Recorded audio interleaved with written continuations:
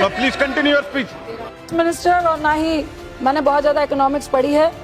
कुछ प्रश्न है, मैं रिक्वेस्ट करूंगी कि अगर नोटबंदी एक बहुत अहम स्टेप था गवर्नमेंट का, तो निश्चित तौर से एज अ वुमेन पर्सन भी आप आज ये भूल जाना कि मैं एमपी हूँ। मैं एक एज अ महिला, और जो गांव में देख रही हूँ लोग मुझसे प्रश्न कर रहे हैं, मैं 2-4 प्रश्न करूंगी।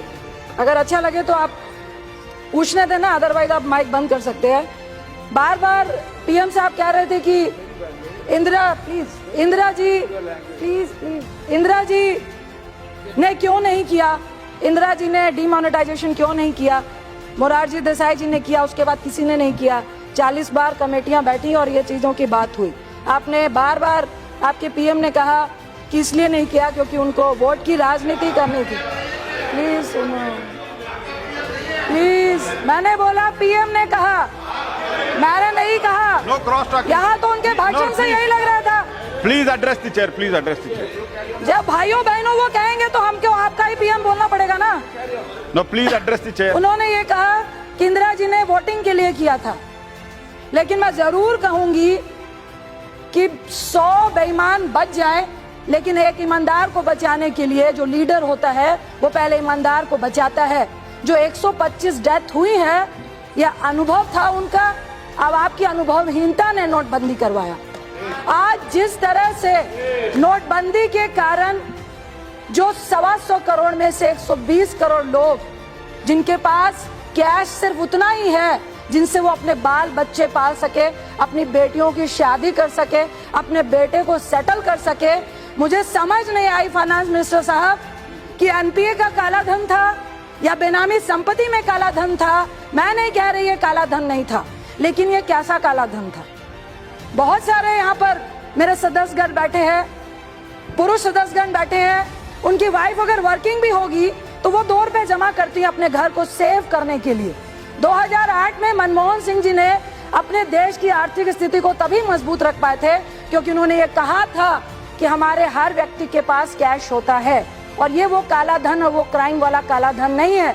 वैसे ही एक घर में जब एक पति कहता है कि मेरा बिजनेस ठप हो गया है, मेरे को घर गिरवी रखना पड़ेगा, तो पत्नी या माँ के रूप में एक महिला कहती है कि मेरे पास तुम्हारे ही पैसे चुराए हुए हैं, फिक्र नहीं करो, घर बच जाएगा।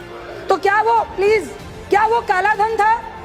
मैं आपसे पूछती हूँ, हमारे देश में एक बहुत बड़ी कुरीति है दहेज। एक 10,000 कमाने वाला व्यक्ति एक टीचर से अपने बेटी का ब्याह करता है, खासकर यूपी, बिहार में, बंगाल में, तो कहता है भैया मेरे को 10 लाख देने हैं। मैं मोदी जी से रिक्वेस्ट करूंगी कि हम तो सारी पेमेंट चेक में डाल देंगे, महिलाओं ने भी डाल दी है, क्या प्रधानमंत्री और आपकी गवर्नमेंट जब तिलक लगता है तो वो चेक देंगे क्या? उस लड़के को देंगे क्या? उस बेटी की शादी कराएंगे क्या? अगर नहीं करा सकते तो कोई राइट नहीं था। अगर आप कुरीतियों को खत्म नहीं कर सकते तो सिर्फ एग्जाम्पल दूंगी, इंदिरा जी ने वोटिंग के लिए नहीं, आपने वोटिंग के लिए क्यों किया? 15 लाख स्विस बैंक से तो आए नहीं, तो अब क्या करें? आपकी तो जुमलों की सरकार है, तो उसको कैसे खत्म करें? तो ऐसा करते हैं, खेत में आग लगा देते हैं। कैसे? 125 करोड़ एक खेत में, जब खेती गंदे नाले के पानी से खराब हो रही होती है तो किसान क्या करता है? मेड़ काटता है और गंदे नाले के जो नाला है उसको बंद करता है। आपने क्या किया? गंदे नाले को, पानी को बंद कर देंगे तो फाइनेंस कहां से होगा? मैं पैसा कहां से देगा? पैसा कहां से देगा? अंदर दिया, लेकिन लोगों को तो बताना है, लोगों को तो बताना है कि हम काला धन लाने के प्रयास में हैं। तो पूरे देश को, प्लीज सुनो, पूरे देश को लाइनों में खड़ा कर दो और फिर एक बार लोगों को मूर्ख बनाओ। प्लीज 2 मिनट और प्लीज लोगों को गुमराह करो कि देखो हम तो काला धन लाने का प्रयास कर रहे हैं, इसलिए stand up India, but where, लाइनों में खड़े हो जाओ, सुसाइड कर लो, और हमारा मंत्री कहेगा यही चोर है जो लाइनों में खड़े हैं। ये मैं नहीं कर रही, आपके मिनिस्टर ने कहा। मैं आपसे पूछती हूँ, दर्जी के पास आप कपड़े सिलाने जाते हैं तो दर्जी क्या करता है? पहले नाप लेता है या कपड़े सिल देता है? दर्जी पहले नाप लेता है फिर कपड़े सिलता है। आपने पहले नोटबंदी की, फिर एटीएम का नाप लेते फिर रहे थे, इसलिए लोग लाइनों में खड़े हुए थे। मैं अपना नहीं, जो अर्थशास्त्री है उनका एग्जाम्पल देती हूँ।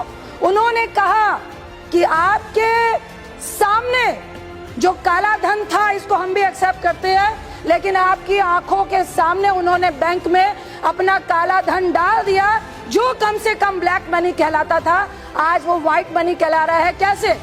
बड़े उद्योगपति 2000 एम्प्लॉइज हैं। शायद मैं बहुत पढ़ी लिखी नहीं हूं, मुझे समझ नहीं आ रहा, लेकिन लोग ये कह रहे हैं और ये फैक्ट है। और प्रोफेसर अरुण जी ने भी कहा कि उन्होंने 6 मंथ की तनख्वाह दे दी अपने एम्प्लॉइज को।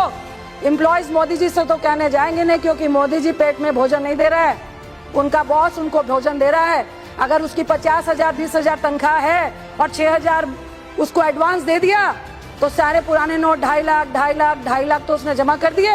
अब जो उसको नए नोट आएंगे तो वो मालिक ने अपने कम से कम उनका अंदाजा है कि 2.5 से 3 लाख करोड़ रुपए आपकी नजरों के सामने बैंक में वाइट हो गए। और आप कहते हैं कि हम जनधन अकाउंट से निकालेंगे।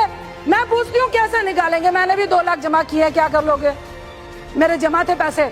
मेरी बेटी ने, मेरा बेटा स्पोर्ट्स पर्सन है, प्लीज 2 मिनट, स्पोर्ट्स पर्सन है, उसको मिलते हैं क्रिकेट के, उसने 2 लाख रखे थे, जमा कर दिए, क्या चेक करोगे? जनधन अकाउंट की बात करता हूँ, मैं एक एग्जांपल देती हूँ फाइनेंस मिनिस्टर साहब। मुझे एक व्यक्ति ने गांव के कहा कि मेरे पास एक व्यक्ति 1 करोड़ लेके आया और कहा कि भाई गांव के मुखिया को कि 1 करोड़ वाइट करना है, 80 मुझे दे देना, 20 को सेट कर दो। सारे गांव के लोग बैठ गए, कहा भाई ऐसी बात है कि 20 लाख हम लोग को मिल जाएंगे और 80 उनको देना है। सारा गांव मान गया, क्योंकि मिनिस्टर साहब गांव के लोग बेईमान नहीं होते। और जब इतना करप्शन है तो लोग कहते हैं भैया मुझे जनधन में 5,000 मिल रहा है, 80 लाख निकाल के दे देंगे, 20 लाख हम सब बांट लेंगे। तो जनधन अकाउंट में भी ऐसे वाइट हो गया और आप कुछ नहीं कर पाओगे। आप कह रहे हो टैक्स पदाधिकारी 18 लाख बैंक को, 18 लाख बैंक को, 18 लाख बैंक के अकाउंट्स की जानकारी आप लोगे, लेकिन उद्योगपतियों के और बैंकों की ऑडिट आप नहीं करेंगे। आपके पास तो इतने कर्मचारी नहीं है। आपने नए तरीके के 2 भ्रष्टाचार दिखाए, एक बैंक भ्रष्टाचार और दूसरा ये जो अब आप इनकम टैक्स के जो इंस्पेक्टर राज को शुरू कर रहे हैं, ये सिर्फ लोगों को त्राहिमाम करना है।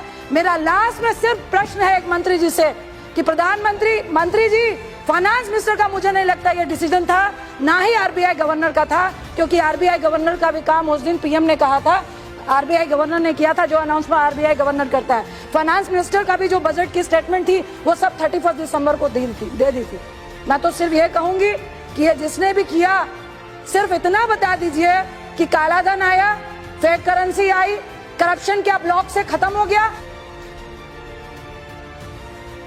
क्या पुलिस वाला गाड़ी पकड़ता है तो घूस लेनी बंद हो गई?